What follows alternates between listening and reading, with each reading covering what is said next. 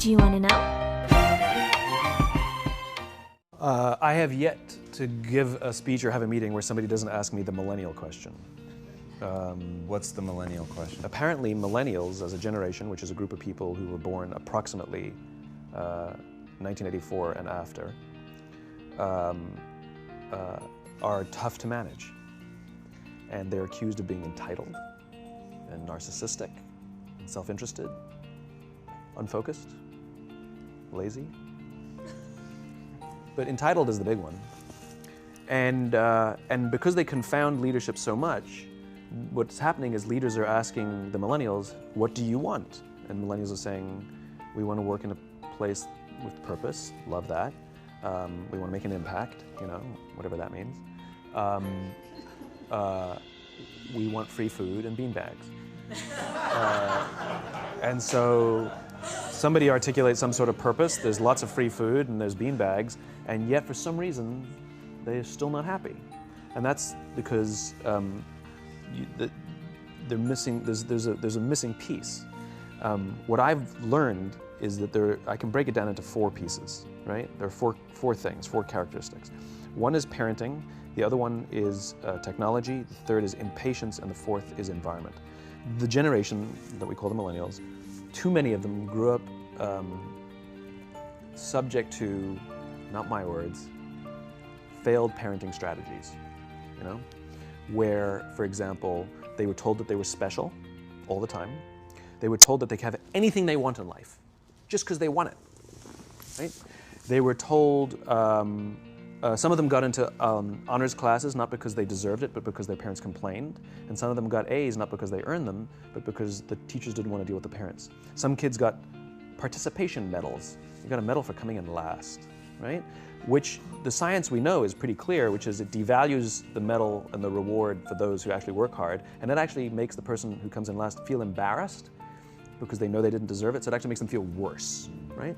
So you take this group of people, and they graduate school, and they get a job, and they're thrust into the real world, and in an instant, they find out they're not special, their moms can't get them a promotion, that you get nothing for coming in last, and by the way, you can't just have it because you want it, right? And in an instant, their entire self-image is shattered.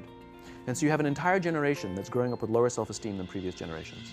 The other problem, to compound it, is we're growing up in a Facebook, Instagram world. In other words, we're good at putting filters on things. We're good at showing people that life is amazing even though I'm depressed, right? And so everybody sounds tough, and everybody sounds like they got it all figured out. And the reality is there's very little toughness, and most people don't have it figured out. And so when the more senior people say, well, what should we do? They sound like, this is what you gotta do. And they have no clue, right? So you have an entire generation growing up with lower self-esteem than previous generations, right? Through no fault of their own, right? They were dealt a bad hand, right? Now let's add in technology. We know that engagement with social media and our cell phones releases a chemical called dopamine. That's why when you get a text, it feels good, right? So we've all had it where you're feeling a little bit down or feeling a bit lonely, and so you send out 10 texts to 10 friends, hi, hi, hi, hi, hi, because it feels good when you get a response, right? Right? It's why we count the likes, it's why we go back 10 times to see if my Instagram is growing slower, did I do something wrong? Do they not like me anymore, right? The trauma for young kids to be unfriended, right? Because we know when you get a hit of dopamine, which feels good. It's why we like it, it's why we keep going back to it. Dopamine is the exact same chemical that makes us feel good when we smoke, when we drink, and when we gamble. In other words, it's highly, highly addictive, right? We have age restrictions on smoking, gambling, and alcohol, and we have no age restrictions on social media and cell phones, which is the equivalent of opening up the liquor cabinet and saying to our teenagers, hey, by the way, this adolescence thing, if it gets you down. But that's basically what's happening. That's basically what's happening, right? That's basically what happened. You have an entire generation that has access to an addictive, numbing chemical called dopamine through social media and cell phones as they're going through the high stress of adolescence. Why is this important? Almost every alcoholic discovered alcohol when they were teenagers. When we're very, very young, the only approval we need is the approval of our parents. And as we go through adolescence, we make this transition where we now need the approval of our peers. Very frustrating for our parents, very important for us. It allows us to acculturate outside of our immediate families into the broader tribe, right? It's a highly, highly stressful and anxious period of our lives, and we're supposed to learn to rely on our friends. Some people, quite by accident, discover alcohol and numbing effects of dopamine to help them cope with the stresses and anxieties of adolescence. Unfortunately, that becomes hardwired in their brains, and for the rest of their lives, when they suffer significant stress, they will not turn to a person, they will turn to the bottle. Social stress, financial stress, career stress, that's pretty much the primary reasons why an alcoholic drinks, right? What's happening is, because we're allowing unfettered access to these dopamine-producing devices and media, basically it's becoming hardwired, and what we're seeing is as they grow older, too many kids don't know how to form deep, meaningful relationships. Their words, not mine. They will admit that many of their friendships are superficial. They will admit that their friends, that they don't count on their friends, they don't rely on their friends, they have fun with their friends, but they also know that their friends will cancel on them if something better comes along. Deep, meaningful relationships are not there because they never practice the skill set, and worse, they don't have the coping mechanisms to deal with stress. So when significant stress starts to show up in their lives, they're not turning to a person, they're turning to a device, they're turning to social media, they're turning to these things which offer temporary relief. We know, the science is clear, we know that people who spend more time on Facebook suffer higher rates of depression than people who spend less time on Facebook, right? These things balanced. Alcohol is not bad, too much alcohol is bad. Gambling is fun, too much gambling is dangerous, right? There's nothing wrong with social media and cell phones. It's the imbalance, right? If you're sitting at dinner with your friends and you're texting somebody who's not there, that's a problem. That's an addiction.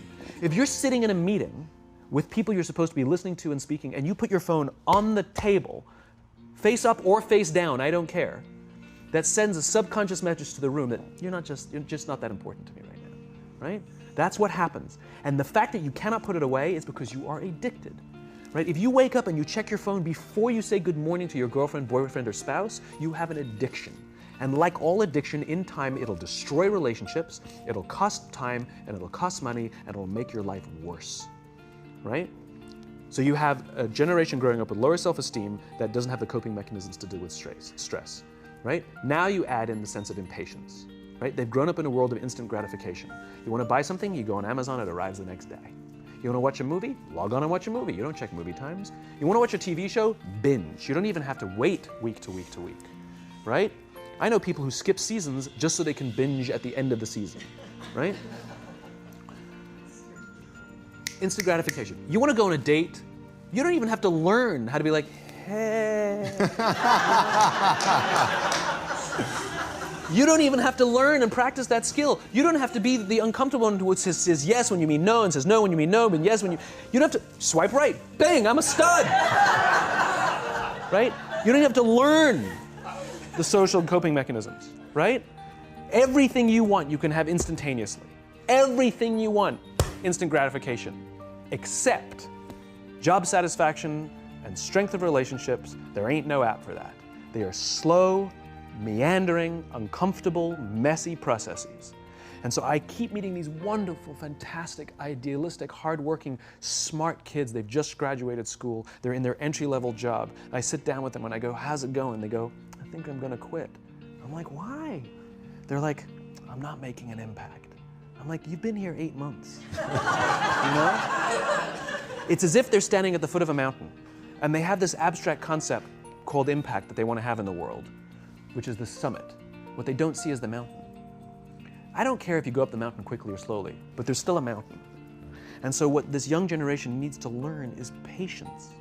That some things that really, really matter, like love, or job fulfillment, joy, love of life, self-confidence, a skill set, any of these things, all of these things take time. Sometimes you can expedite pieces of it, but the overall journey is arduous and long and difficult. And if you don't ask for help and learn that skill set, you will fall off the mountain, or you will, the worst case scenario, and we're already seeing it, the worst case scenario is we're seeing an increase in suicide rates, we're seeing an increase in this generation, we're seeing an increase in accidental deaths due to drug overdoses, we're seeing more and more kids drop out of school or take leaves of absence due to depression. Unheard of. This is really bad. The best case scenario those are all bad cases, right? The best case scenario is you'll have an entire population growing up and going through life and just never really finding joy. They'll never really find deep fulfillment in work or in life. They'll just waft through life and it'll be just, it's fine. How's your job? It's fine, the same as yesterday. How's your relationship? It's fine.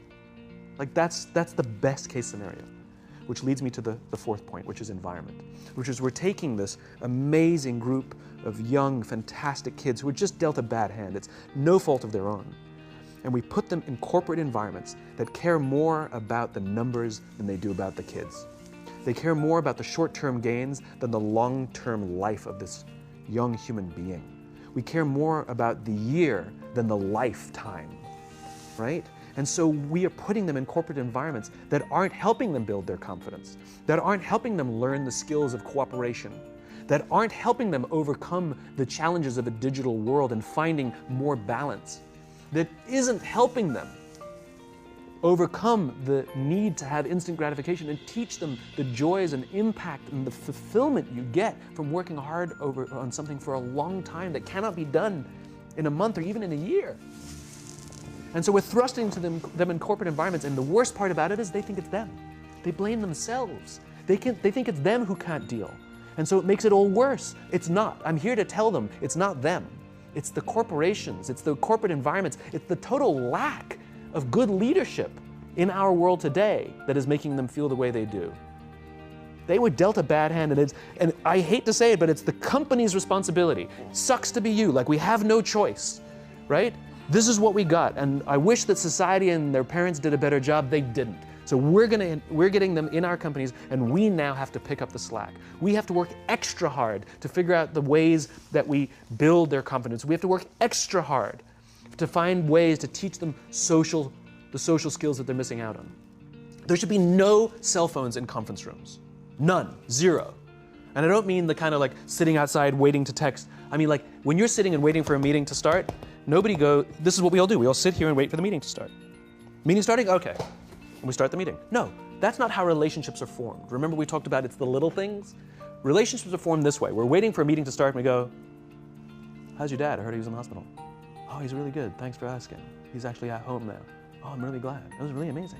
I know, it was really scary for a while. That's how you form relationships. Hey, did you ever get that report done? Oh my God, no, I didn't. I'll help you out. Can I help you out with that? Really? That's how trust forms. Trust doesn't form at an event in a day. Even bad times don't form trust immediately. It's the slow, steady consistency. And we have to create mechanisms where we allow for those little innocuous interactions to happen. But when we allow cell phones in conference rooms, we just, okay, have the meeting. And then my favorite is like when there's a cell phone there and you go like this, you go. It rings and you go. I'm not gonna answer that. Like, Mr. Magnanimous, you know? When you're out for dinner with your friends, like I do this with my friends. When we're going out for dinner and we're leaving together, we'll leave our cell phones at home. Who are we calling? Maybe one of us will bring a phone in case we need to call an Uber or take a picture of our meal. That goes without saying, come on. I mean, I'm an idealist, but I'm not insane. You know? Not a heathen. I mean, it looked really good. We'll take one phone. And so it's like an alcoholic. The reason you take the alcohol out of the house is because we cannot trust our willpower. We're just not strong enough. But when you remove the temptation, it actually makes it a lot easier. And so when you just say, don't check your phone, people literally will go like this. And somebody will go to the bathroom, and what's the first thing we do? Grab the phone. Because I wouldn't want to look around the restaurant for a minute and a half, you know? But if you don't have the phone, you just kind of enjoy the world. And that's where ideas happen. The constant engagement is not where you have innovation and ideas. Ideas happen when our minds wander and we go, and you see something, I bet they could do that. That's called innovation, right? But we're taking away all those little moments, right? You should not, and none of us should charge our phones by our beds. We should be charging our phones in the living rooms, right? Remove the temptation. You wake up in the middle of the night because you can't sleep, you won't check your phone, which makes it worse. But if it's in the living room, it's relaxed, it's fine. But it's my alarm clock. buy an alarm clock. They cost $8, right? I'll buy you an alarm, right? But the point is we now in industry, whether we like it or not, we don't get a choice. We now have a responsibility to make up the shortfall and to help this amazing, idealistic, fantastic generation build their confidence, learn patience, learn the social skills, find a better balance between life and technology. Because, quite frankly, it's the right thing to do. Thank you so My much pleasure. for coming. My pleasure. Thanks for having me.